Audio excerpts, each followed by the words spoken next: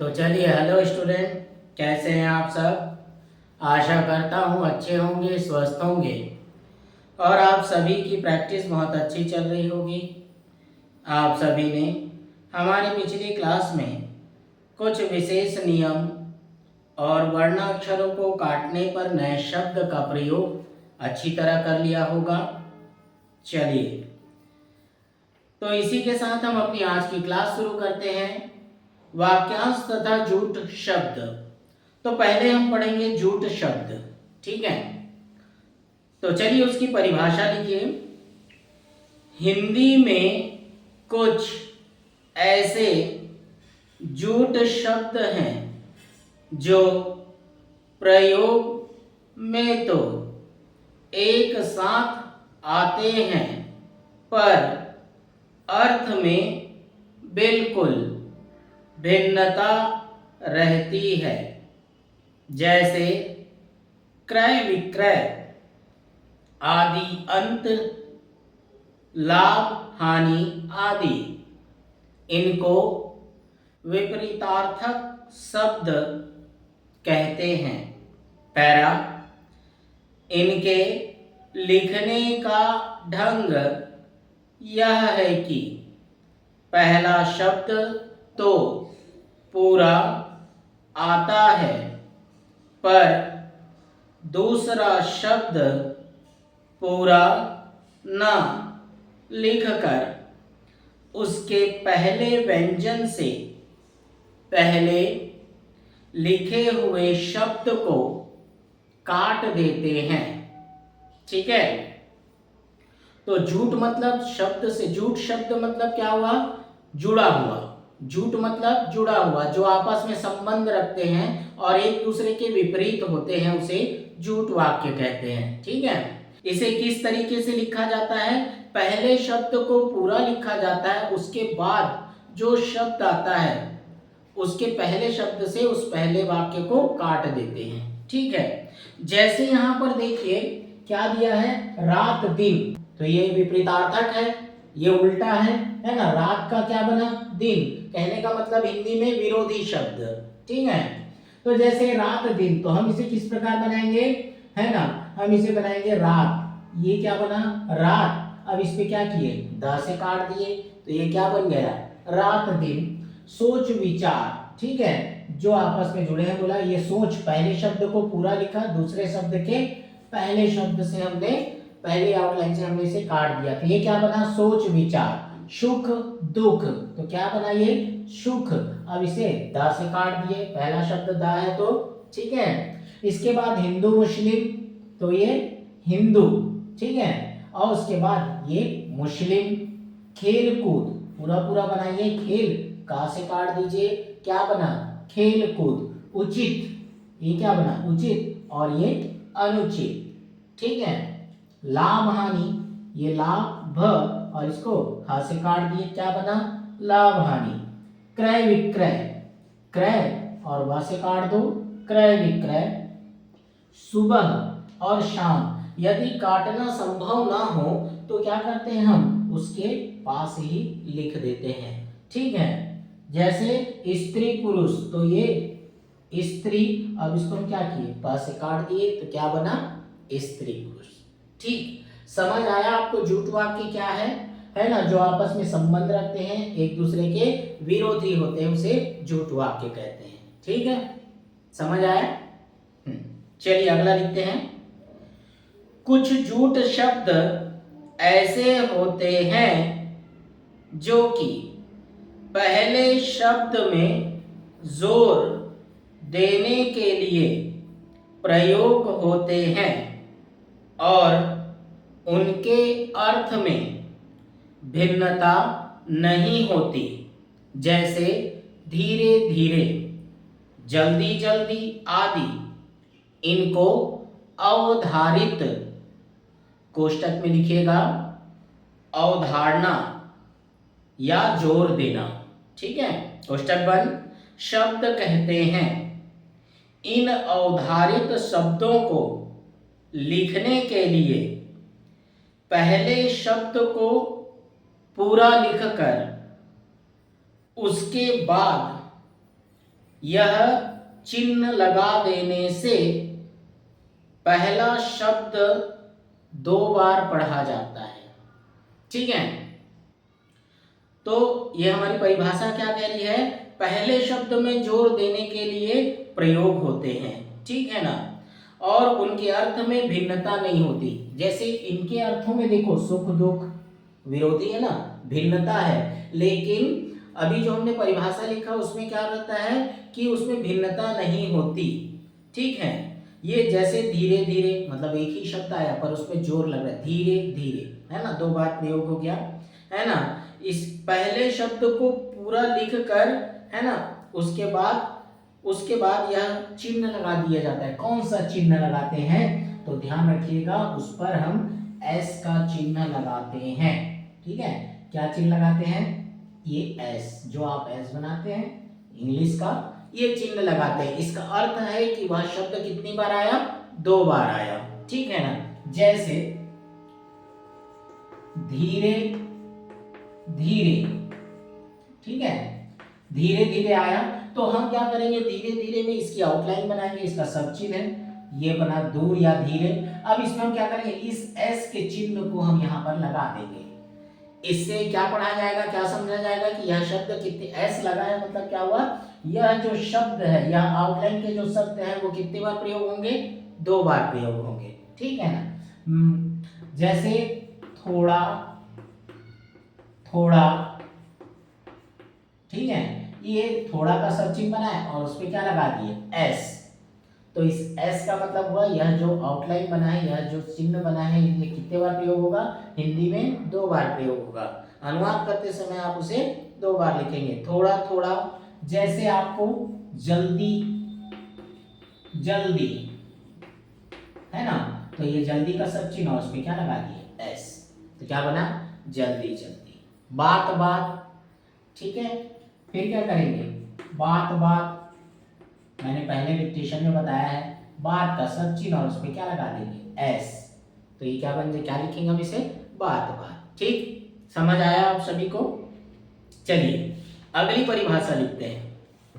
कभी कभी बीच में कोई विभक्ति या हो आती है, विभक्ति के बाद ही पहला शब्द पुनः आता है। ऐसे स्थान पर यह सूचित करने के लिए कि विभक्ति के बाद शब्द दोहराया गया है, अगले शब्द से पहले व्यंजन में एक छोटा सा डैश लगाकर शब्द काटा जाता है।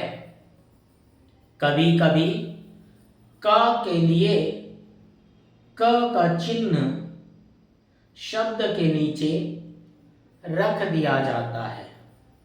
ठीक है, तो हमारी परिभाषा में क्या लिखा कि कभी कभी बीच में विभक्ति या हो आती है, विभक्ति के बाद ही पहला शब्द पुनः आता है, मतलब एक ही शब्द अगर 2 बार आता है, ठीक है, और क, है ना, क के लिए क का चिन्ह शब्द के नीचे रख दिया जाता है। ठीक है, तो देखिए कैसे बनेगा, जैसे आपके पास यहाँ कहता है सारा का सारा, अब एक ही शब्द देखो कितने बार आया, 2 बार आया, और बीच में क्या आ गया, क, है ना, तो इसमें क्या करता है कि 2 प्रकार से लिख सकते हैं हम इसे, है ना, कैसे, कहता है अगले शब्द से पहले व्यंजन में एक छोटा सा डैश लगाकर शब्द काटा जाता है।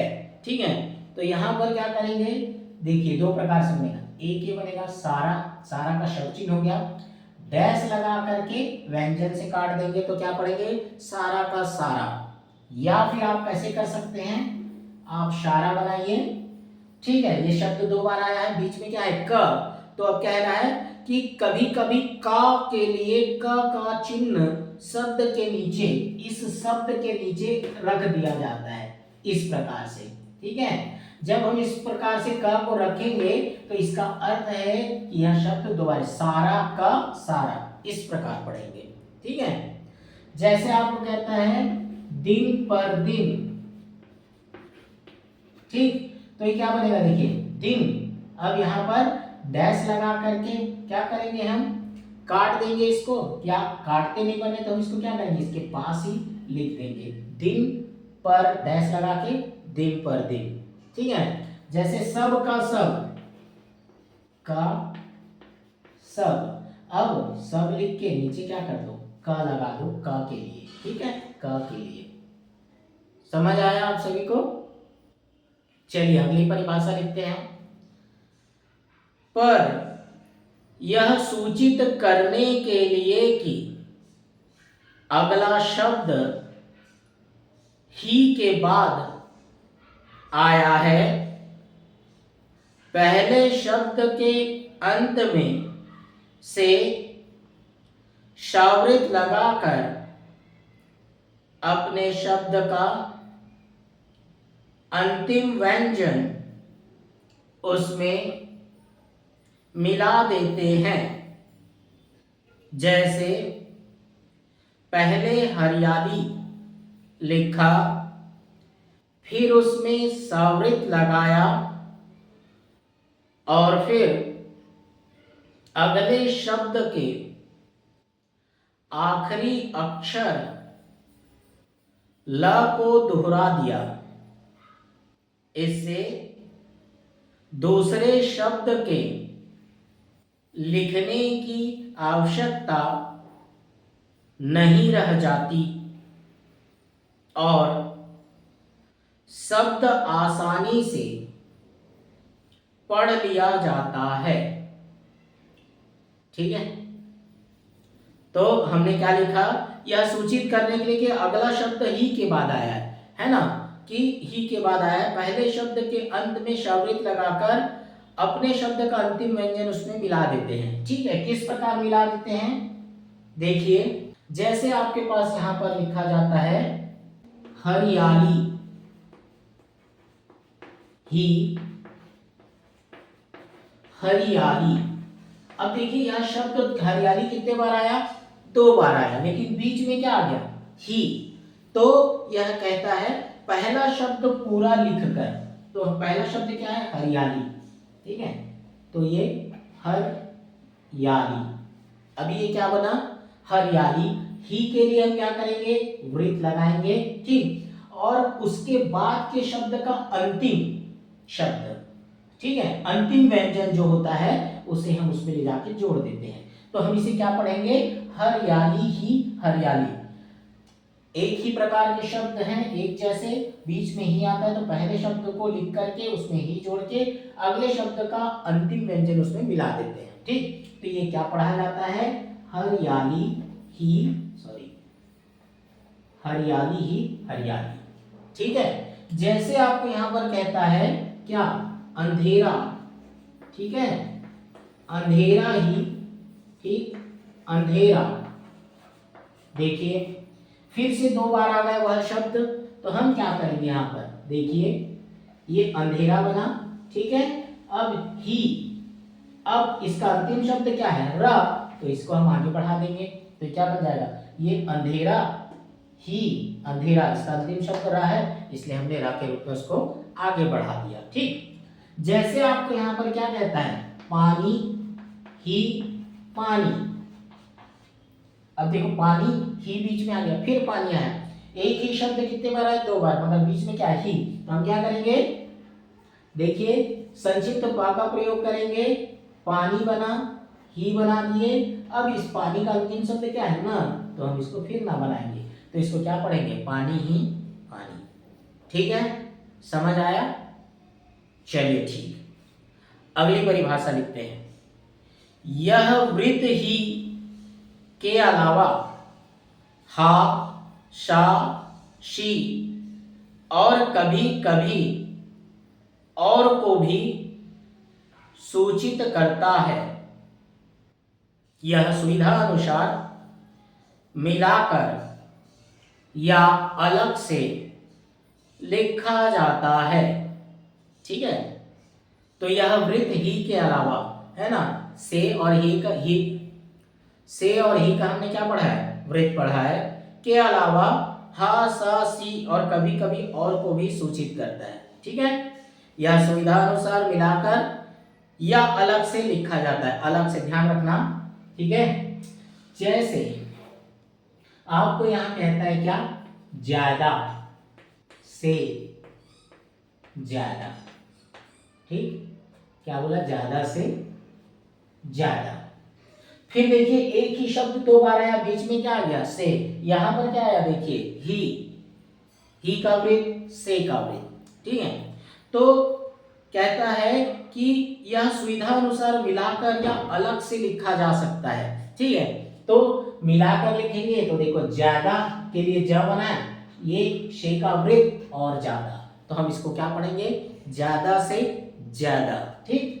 जैसे आपको यहाँ पर क्या कहता है, कम से कम, फिर दो बार आया यह शब्द लेकिन बीच में से आ गया, तो हम क्या करें, कम का सब चिन्ह, से का सब चिन्ह, फिर कम का सब चिन्ह, क्या बना, कम से कम। अच्छे से अच्छा, तो ये क्या बना, अच्छा का सब चिन्ह बना। अब इस प्रकार से दोबारा नहीं बन सकता, तो मिलाकर या उसके पास ही रख दिया जाता है। इसका अर्थ यह हुआ कि यह अच्छा का कितने बार आया, अच्छा से अच्छा या अच्छे से अच्छा, इसको पढ़ा जाएगा, ठीक है। जैसे आप यहां पर कहता है तेजी, क्या कहता है, तेजी से तेजी, ठीक है।